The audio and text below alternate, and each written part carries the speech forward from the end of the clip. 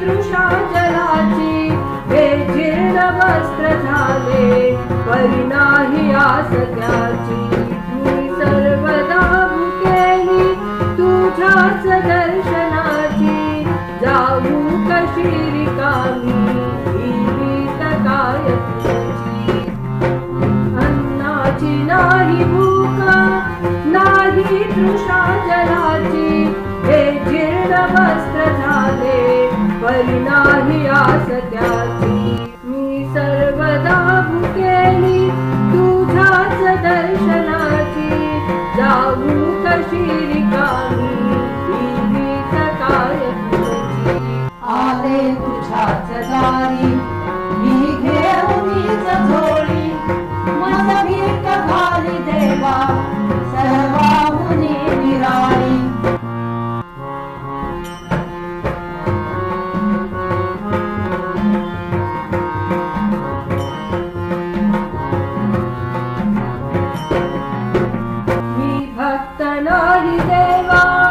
सेवा कशी करावी पर्यंतरात माझ्या मूर्ती तुझी राहावी रसता कृपा द्यायची झोळी कशी भरावी ही हाक प्रेमलेची ऐकून धाव घ्यावी मी भक्त नाही देवा सेवा कशी करावी पर्यंतरात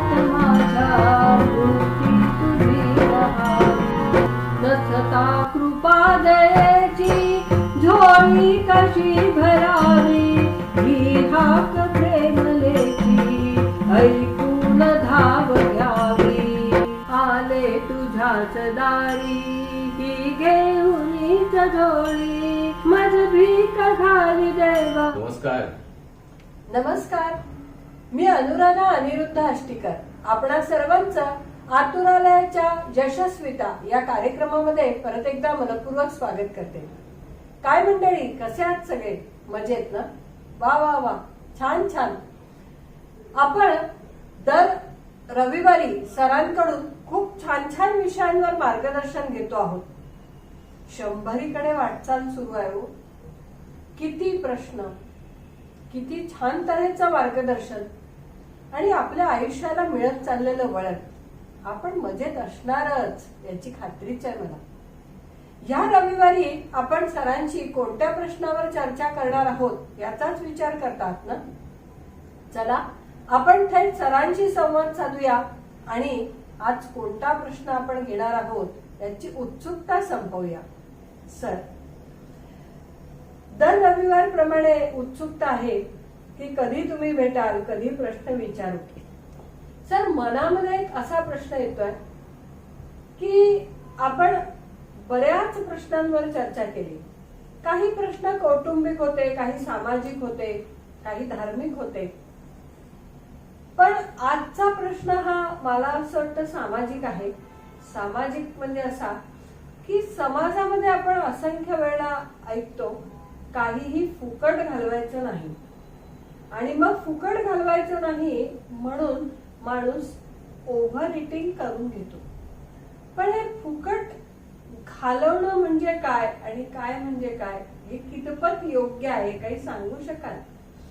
छान प्रश्न, छान आहे. बऱ्याच कालावधीनंतर असा काही वेगळ्या घडणीचा प्रश्न तुम्हाला सुचला असं वाटतं.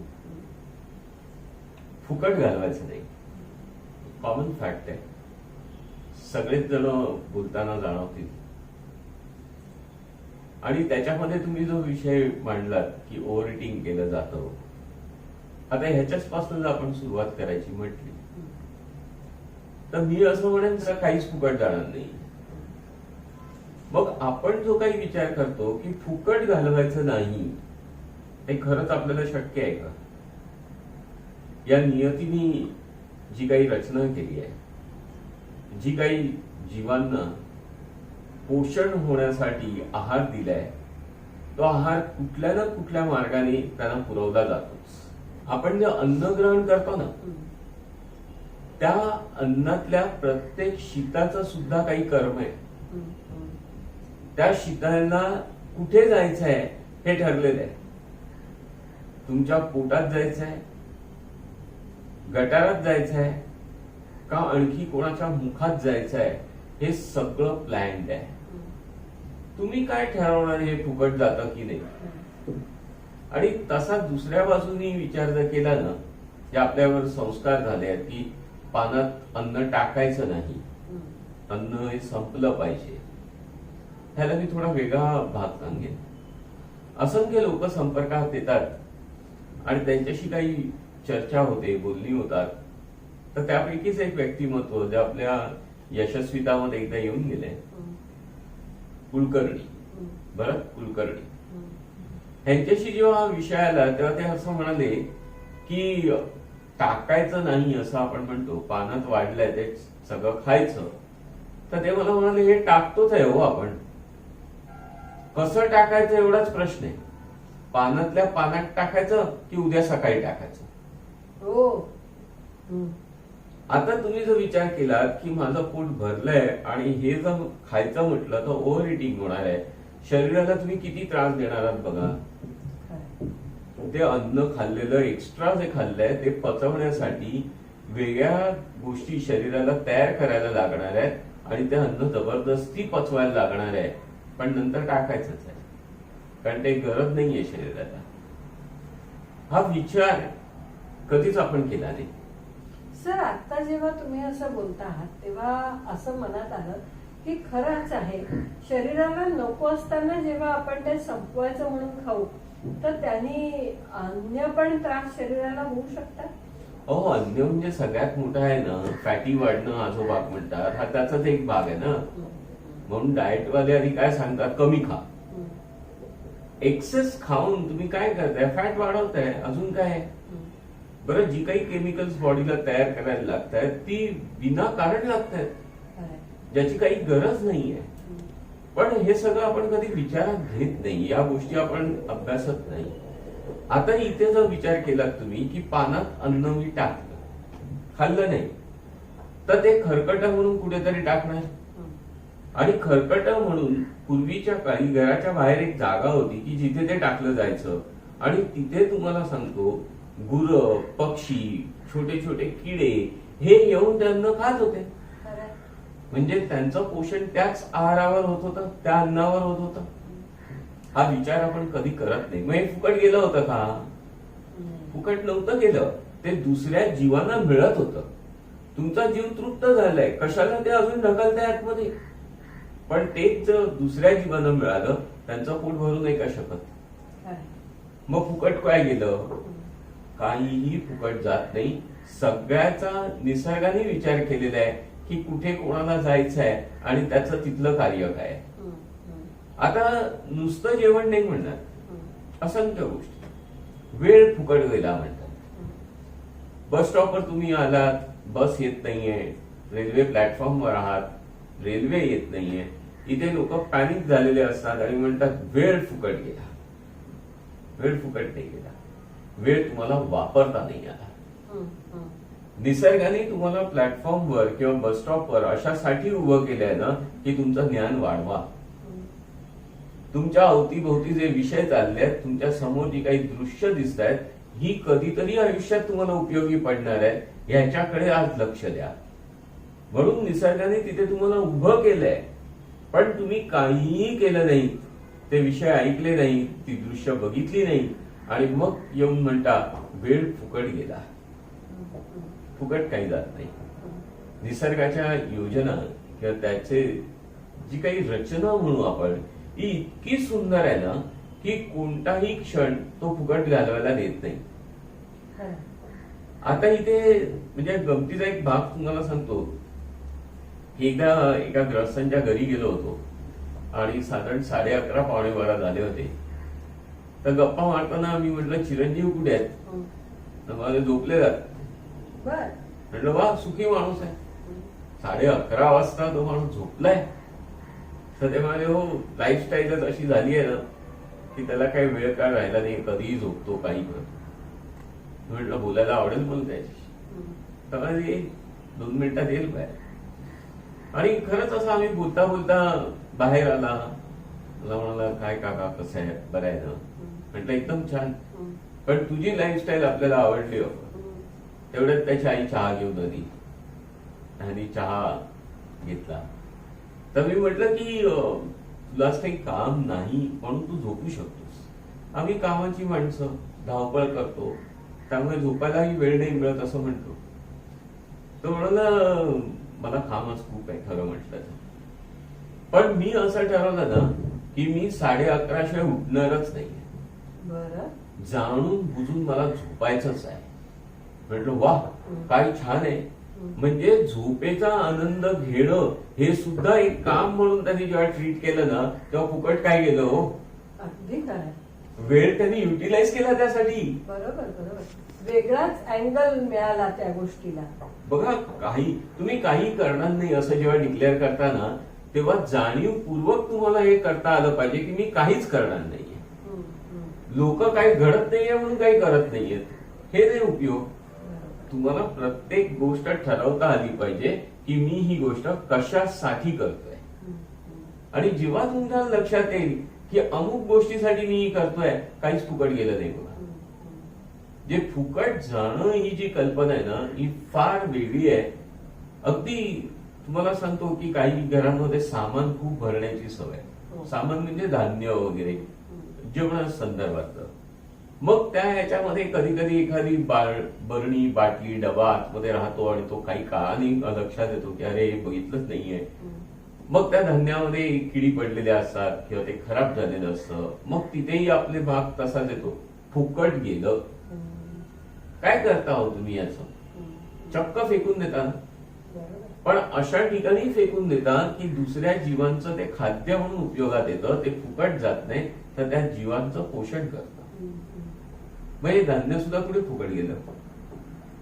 काहीही घरामध्ये आणलेली गोष्ट असू दे, बाहेर तुम्ही फिरताना असू दे, प्रत्येक गोष्टीचा बारकाईने तुम्ही अभ्यास केलात तर निसर्गाची योजना विचारात घेतली तर काहीच आयुष्यात फुकट जात नाही. काय जाणार आहे? आता एकेका बाईच्या घरी साड्या बघितल्या तर 70-80 साड्या तिच्या घरामध्ये असतात. ती कधी म्हणते काय फुकट गेल्या? काय चान्सच नाही फुकट गेल्या. अजून हव्या, मग अजून कोण म्हणून 5 साड्या देतो, हा द्या ना, काय प्रॉब्लेम. नेसता कधी येतील हेही माहित नाहीये, पण असलेल्या बऱ्या. बरं ते आता इथे जर म्हटलं की ह्या खूप जुन्या झाल्या आहेत तर त्या फुकट जातात का? अजिबात नाही. त्या गरिबांना दिल्या जातात, मग गरीब त्या वापरतात. म्हणजे आम्हाला नको असलेली गोष्ट दुसऱ्या कोणाला तरी उपयोगाची आहे हा विचारच आपण करत नाही म्हणून म्हणतो फुकट जातो. तुम्हाला सांगतो हल्ली एक प्रॅक्टिस आहे. हॉटेलमध्ये जेवायला जातात, हॉटेलवाल्यांनी चांगली योजना केलेली आहे. भाजीचे रेट भरमसाठ वाढवून ठेवलेले आहेत आणि क्वांटिटी अफाट देतात की एक माणूस एवढी भाजी खाईल असं नाही. नॉर्मल हॉटेलचा जर विचार केला तर 350-400 रुपयाला ती भाजीची प्लेट पडते आणि त्यातली अर्धी भाजी खाल्ली जाते. काय करणार बाकीची भाजी? पण माणसं बघा काय करतात. ही माणसं जी आहेत ना ही पार्सल घेतात आणि पार्सल घेऊन रस्त्यात कोणाला तरी ती भाजी देऊन टाकतात. मग फुकट गेली का? नाही गेली. मग या तऱ्हेने जेव्हा आपण विचार करतो, इव्हन तुम्हाला सांगतो हॉटेलामध्ये हे जे उरलेलं अन्न असतं ना हे सुद्धा डिस्ट्रीब्यूट करण्याची त्यांची योजना असते. काही ठिकाणी ते गरिबांना देतात, काही ठिकाणी गुरांना देतात. पूर्वीचा हा भाग खूप मोठा होता. पूर्वी प्रत्येकाच्या घरामध्ये गुरं असायची, बैल असायचे, गायी असायच्या, नंतर शेळी असायची, म्हणजे अनेक गोष्टी त्यांच्या घरामध्ये असायच्या. तर हे उरलेलं सगळं अन्न आहे ना हे त्यांना द्यायचे. आणि अगदी तुम्हाला याच्यातला मोठा भाग सांगेन, कोथिंबीर निवडून त्याच्या काड्या सुद्धा आहे ना या बकऱ्यांना किंवा गुरांना खायला द्यायच्या. काय फुकट घालवतात तुम्ही? काहीही फुकट जात नाही. अगदी त्याच्या पुढे एक खूप वाईट विषय म्हणून तुम्हाला सांगतो विष्टा सुद्धा फुकट जात नाही, कारण ते सुद्धा कोणाचं तरी अन्न आहे असं गृहीत होतं. अगदी मग सगळ्या गोष्टीची विल्हेवाट लावायला निसर्गाने योजना केली आहे. तुम्ही कशाला ओरडता फुकट जातं. आणि मी तर असं म्हणेन, जेवताना पोट भरलं तर आहे ते सोडून द्या, नमस्कार करा, ते दुसऱ्याला उपयोगी पडणार आहे. फुकट जात हा विचार करून तुमच्या शरीराला त्रास मात्र देऊ नका. क्या बात है सर. एकतर तुम्ही इतके व्ह्यूज क्लिअर करून टाकले आणि बालपणापासूनचे सगळे दिवस आठवले की खरंच त्यावेळेला भाजी निवडल्यानंतर ती सगळं घेऊन आम्ही बकरीजवळ किंवा गाईच्या तिथे नेऊन टाकायचं आणि ते पटापट खाल्ल्या जायचं. सगळी ती दृश्य पटापट नजरेसमोरून गेली आणि खरंच मला असं वाटतं की मीच नाही तर आपले प्रत्येक श्रोते आणि प्रेक्षक या सगळ्यांचाच आज व्ह्यू क्लिअर झाला की आयुष्यामध्ये काहीही फुकट जात नसतं. प्रत्येक क्षणाची योजना, प्रत्येक गोष्टीची योजना त्या विधात्याने केलेली आहे. कोणती गोष्ट कोणासाठी उपयोगाला येणार आहे हे त्यांनी ठरवलेलं आहे आणि ती त्याच्यापर्यंत पोहोचवण्यासाठीचं माध्यम कदाचित आपण असणार आहोत. मग आपण ते माध्यम होण्यामध्ये कुचराई करून स्वतःच्याच पोटावर ते सगळ्या गोष्टी का बांधून घ्याव्या आणि दुसऱ्यांना देण्यामध्ये कमी का पडावं. चला सरांनी दिलेल्या मार्गावर चालायला सुरुवात करूया. कोणतीही गोष्ट कधीही फुकट जात नसते हा आपला व्ह्यू एकदम क्लिअर ठेवूया. ओव्हर इटिंग सोडून देऊया. मला असं वाटतं की या ओव्हर इटिंग सोडून दिल्यामुळे आपल्या प्रत्येकाची वजन सुद्धा नैसर्गिकरित्या मापात येतील नाही. एका दगडात दोन पक्षी मारल्या जाणार आहेत. वा वा वा, खूपच छान सर. खूपच छान तऱ्हेने तुम्ही आम्हाला सातत्याने मार्गदर्शन करत असतात. हे मार्गदर्शन असंच निरंतर मिळत राहो ही ईश्वर चरणी प्रार्थना. चला मंडळी, पुढच्या रविवारी आपण यशस्वितामध्ये पुन्हा नवीन प्रश्न घेऊन सरांना भेटणार आहोतच. तोपर्यंत तुम्हा सगळ्यांना तुमच्या या फुकट न जाऊ देण्याच्या संकल्पनेला खूप खूप शुभेच्छा. धन्यवाद.